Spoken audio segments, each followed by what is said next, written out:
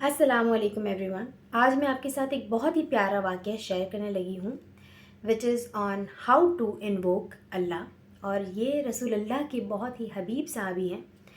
इनको टाइटल भी मिला है हिब्बु रसूलिल्लाह। He was the fourth person who accepted Islam after हज़रत अबू बकर रदी अल्लाह ताला अन्हु। जी हाँ, ये हैं ज़ैद इब्न हारिसा। एक बार ज़ैद इब्न हारिसा को सफ़र में निकलना था, so he decided to rent a mule. जब वो जानवर के मालिक के पास गए और बताया तो मालिक भी मान गया और एक कंडीशन रख दी कि जब आप सफ़र के लिए निकलोगे मुझे इस फलाना रास्ते पे आप उतार के आप अपने मंजिल के लिए निकल जाना। तो ज़ैद इब्न हारिसा को कोई बात अजीब नहीं लगी and he also got agreed with the condition कि ठीक है चलो। अब जब ये आगे बढ़ने लगी, जैसा जैसा उस मालिक ने गाइड किया, चलते रहे और वो किसी ऐसे रास्ते में पहुँचे जो बहुत ही पतला सा एलिवेटेड था और काफ़ी अंधेरा था। जैसे वो थोड़ा और आगे बढ़े तो देखा वहाँ पे लाशें बिछी हैं। ज़ैद इब्न हारिसा समझ गए कि ये जो आदमी मेरे पीछे बैठा है इसकी नीयत कुछ अच्छी नहीं है और ये आज मुझे यकीनन लूटेगा और मार डालेगा। वो आदमी पीछे से उतरा और ज़ैद इब्न हारिसा को धमकाया कि तुम्हारे पास जो कुछ है मुझे दे दो और मैं तुम्हें आज मार डालूँगा। ज़ैद इब्न हारिसा ने सिर्फ इतना कहा कि मुझे 2 रकात नमाज पढ़ने दो पहले, उसके बाद तुम मार लेना। उसने कहा कि तुमको क्या लगता है कि दुआएं इन लोगों के काम आई हैं? बट किसी तरह म्यूल का मालिक, उस जानवर का मालिक मान गया कि ठीक है पढ़ लो।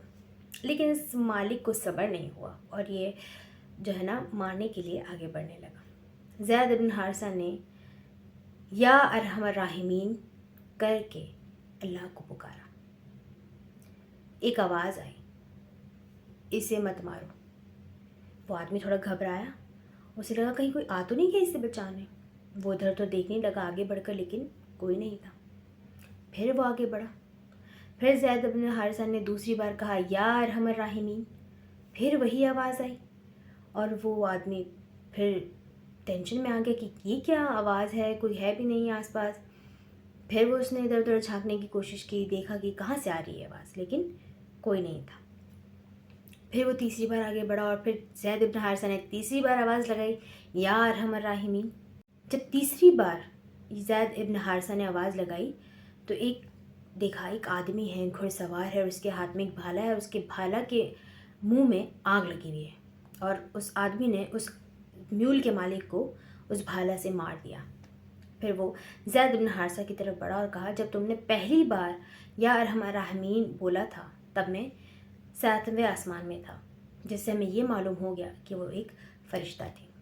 फिर उन्होंने कहा कि जब तुमने दूसरी बार या अरहमर राहिमीन बोला तब मैं आसमान से ज़मीन पर उतर ही रहा था और जब तुमने तीसरी बार या अरहमर राहिमीन बोला मैं तुम्हारे सामने था।